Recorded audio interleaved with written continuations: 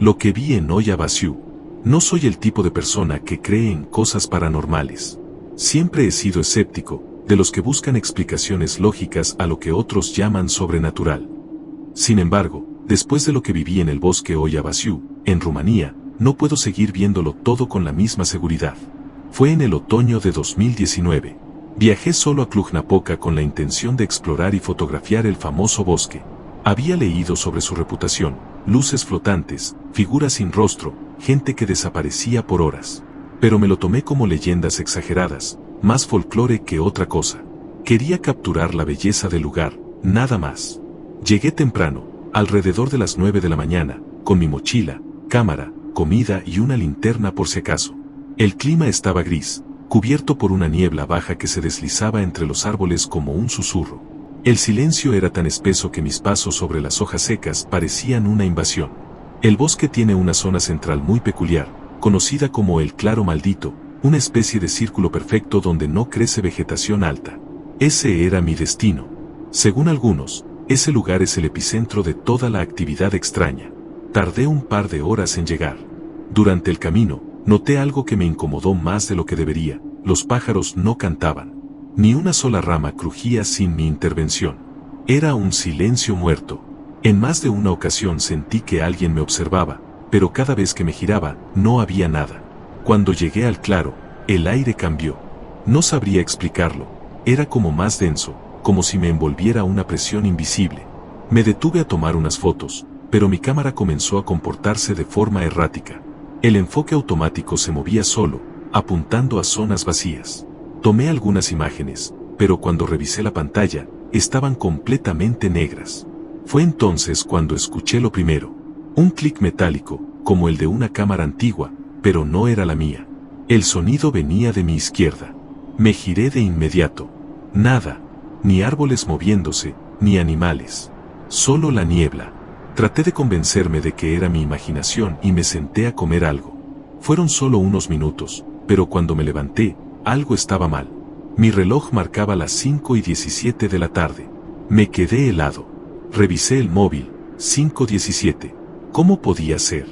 Yo no había estado allí más de 3 horas, y el sol aún no se ponía del todo, pero la luz tenía ese tono anaranjado enfermizo, como de atardecer forzado. Miré a mi alrededor y, por primera vez, el bosque ya no se sentía vacío, se sentía habitado. Había figuras entre los árboles. No las veía con claridad, pero sabía que estaban allí, oscuras, quietas, como si esperaran algo. Cada vez que pestañeaba, parecían moverse un poco más cerca. No caminaban, no hacían ruido. Simplemente, estaban. Me levanté y caminé rápido en dirección contraria al claro. No corrí, porque algo en mi interior me decía que correr era invitar a que me siguieran. Después de unos 20 minutos, o eso creí, volví a pasar por el mismo árbol seco con una rama en forma de horquilla. Di una vuelta entera, sin salir del mismo punto. Y entonces lo escuché, un murmullo bajo, profundo, casi como si viniera desde el suelo mismo. Palabras en un idioma que no conocía, repetidas una y otra vez. Me tapé los oídos y comencé a rezar. No soy religioso, pero en ese momento, lo único que quería era salir de allí con vida. No sé cuánto tiempo estuve perdido. Me encontré con un grupo de excursionistas cerca del sendero de entrada ya de noche. Me vieron pálido, temblando, con barro hasta las rodillas. Uno de ellos me dijo algo que jamás olvidaré. Tú no venías con nosotros cuando entramos, ¿cierto? Pero saliste por el mismo sendero que usamos hace una hora. Nadie te vio pasar. Cuando llegué al hotel, revisé las fotos de mi cámara. Casi todas estaban borrosas o negras. Excepto una. En medio del claro, tomada desde una altura en la que no recuerdo haberme subido a nada, había una figura. Alta, delgada, sin rostro, mirando directamente al lente. No volví a entrar a un bosque solo desde entonces. Y cada vez que miro esa fotografía, siento que esa cosa aún me está mirando, esperando que regrese.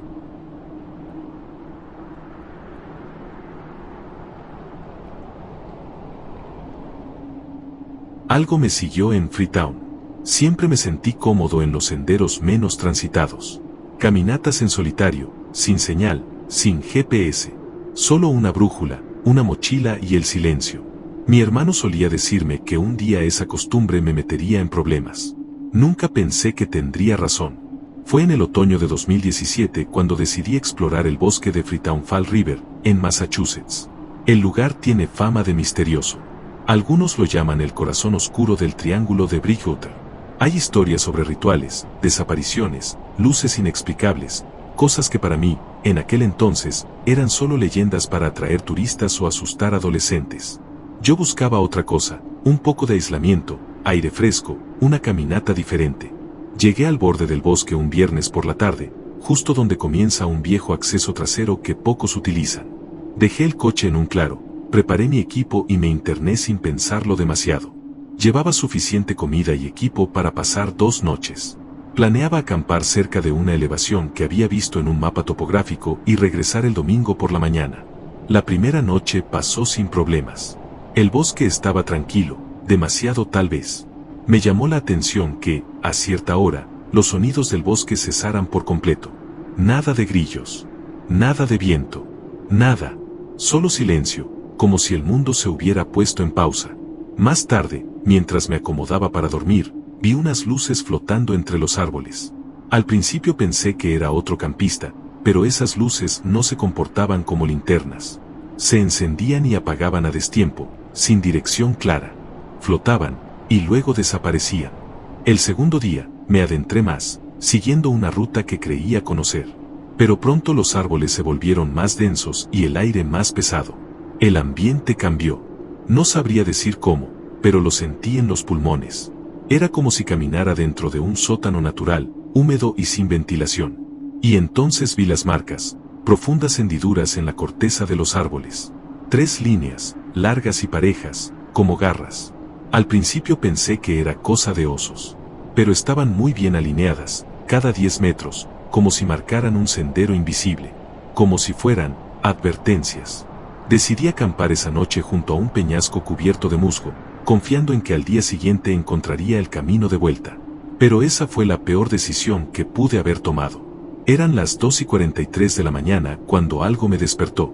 Fue un sonido húmedo, arrastrado, como si alguien o algo deslizara un cuerpo pesado sobre las hojas secas. Me quedé inmóvil dentro de la tienda. Escuché una respiración áspera, ronca, justo al otro lado del delgado nylon. Mi piel se erizó. El corazón me martillaba el pecho. Algo, no sé qué, rozó la tienda. Despacio, con lentitud, como si pasara una mano o una garra por encima. El material se hundió ligeramente hacia adentro. Me quedé paralizado. Sentí el sudor frío recorrerme la espalda. Y entonces, una voz. Venía desde el bosque. Lejana, distorsionada. Apenas audible, pero claramente decía mi nombre. Jaque. Otra vez, más cerca. Jaque. No era una voz humana. Sonaba artificial, como si algo estuviera tratando de imitar cómo hablamos, sin entender del todo cómo hacerlo. Una parodia de una voz humana. Y la forma en la que decía mi nombre, era como si lo estuviera saboreando. Apenas llegó el amanecer, recogí mis cosas con las manos temblorosas y eché a andar. No desayuné. No me detuve. Caminé durante horas. Pero el bosque parecía haber cambiado. Lo juro. El sendero ya no era el mismo. Las ramas colgaban más bajas. El suelo parecía más blando. Y no había sol. Solo una luz grisácea, filtrándose como a través de una tela húmeda. En medio de la niebla matinal, vi algo. Primero pensé que era otra persona. Pero se movía de manera distinta. No caminaba. Deslizaba los pies sin esfuerzo. Era una figura alta, de casi 3 metros, de piel oscura, húmeda, como cuero mojado. No tenía ojos. O, al menos, no visibles. La cabeza era amorfa, envuelta en lo que parecía una membrana sin rasgos. Lo que más me aterrorizó fueron los brazos, larguísimos, colgando casi hasta el suelo, con dedos delgados, demasiado largos para ser humanos. Me quedé inmóvil. Sentí un zumbido en los oídos, como si el aire a mi alrededor estuviera vibrando. El ser se detuvo, me miró, aunque no sé cómo explicarlo, y luego desapareció, sin dejar un solo sonido tras de sí, como si nunca hubiera estado allí. Corrí sin pensar. Tropecé, caí, sangré, me levanté, corrí más, hasta que, de alguna forma, encontré de nuevo la salida.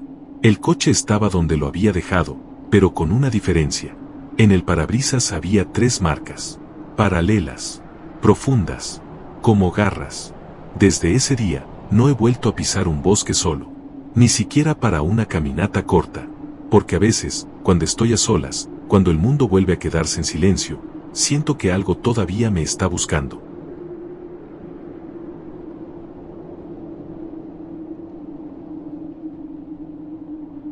El que habita entre los árboles. Durante años trabajé como guía de senderismo en el estado de Washington. Conozco los senderos del Bosque Nacional de Olympic como la palma de mi mano. Pasé más de 2 décadas acompañando a turistas, scouts, aventureros y documentaristas. Nunca vi nada que no pudiera explicar, hasta ese maldito día. Esto ocurrió en 2014. Era finales de octubre y, como cada año, organizaba un recorrido para un pequeño grupo que buscaba vivir la experiencia de acampar en lo profundo del bosque, alejados de cualquier señal de civilización. Solo éramos 4, yo, una pareja de Oregon y un joven fotógrafo llamado Ryan. El primer día fue perfecto. El clima estaba fresco, el suelo seco y el follaje de otoño pintaba todo de un naranja brillante. Llegamos al área de acampada antes del anochecer, montamos las tiendas y encendimos una fogata. Esa noche, mientras compartíamos historias, el bosque comenzó a callarse. No me refiero al silencio natural de la noche. Me refiero a un silencio forzado, incómodo, artificial. Ryan fue el primero en notarlo. ¿Escuchan eso?, dijo bajando la voz. No hay ranas, ni grillos. Nada. Lo escuchamos. O mejor dicho, no escuchamos nada. Ni una hoja moviéndose. Entonces vino el olor, algo entre carne húmeda, tierra podrida y metal oxidado. Fuerte, asfixiante. Nos metimos en las tiendas temprano, sin decir mucho. A medianoche, me despertó un crujido seco, como si alguien pisara una rama con fuerza. Abrí lentamente la cremallera de mi tienda y saqué la cabeza con cuidado. No había viento, pero los árboles se movían, como si algo pesado los empujara desde dentro del bosque. La niebla se deslizaba entre los troncos. Y entonces lo vi. A unos 15 metros, había una figura parada. No parecía un animal, ni una persona exactamente. Era alta, muy alta, delgada como un alambre, con extremidades alargadas y la cabeza inclinada hacia un lado, como si estuviera observando las tiendas. No emitía ningún sonido. Solo estaba ahí, sin moverse. Pero lo peor fue cuando se giró directamente hacia mí. No tenía rostro. Solo una piel grisácea, tensa, con algo parecido a cavidades donde deberían ir los ojos. Y, aún así, sentí su mirada clavada en mí como cuchillas. Me eché hacia atrás, cerré la tienda con manos temblorosas y me quedé quieto, conteniendo la respiración por minutos eternos. No supe cuándo me dormí, pero al amanecer todo estaba normal. Demasiado normal. El canto de los pájaros había regresado. Las tiendas estaban intactas. Pero Ryan no aparecía. Lo buscamos durante horas. Su mochila seguía allí, al igual que su cámara. Lo único que faltaba era él. Y en el suelo, a pocos metros de su tienda, había marcas, ramas quebradas en patrones extraños, como si algo muy grande se hubiera arrastrado entre los árboles sin dejar huellas de pisadas. Llamamos a los servicios de emergencia. Se inició una búsqueda oficial que duró 3 días. Nunca lo encontraron. Ni rastros, ni ropa, nada. Lo declararon desaparecido. Una semana después, la novia de Ryan me llamó. Habían desbloqueado su cámara. Solo había una foto nueva, tomada alrededor de las 3:12 de la mañana, según la metadata. Era una imagen borrosa, capturada a toda prisa, pero suficiente para distinguir algo en medio de los árboles. Una figura alta, demasiado delgada, con brazos tan largos que casi tocaban el suelo, mirando hacia la cámara, o hacia Ryan. Nunca volví a llevar gente a ese bosque. Dejé mi trabajo ese mismo año. He intentado olvidar lo que vi, pero a veces, en mis sueños, regreso allí, a esa noche sin sonidos, y vuelvo a ver a esa cosa parada entre los árboles.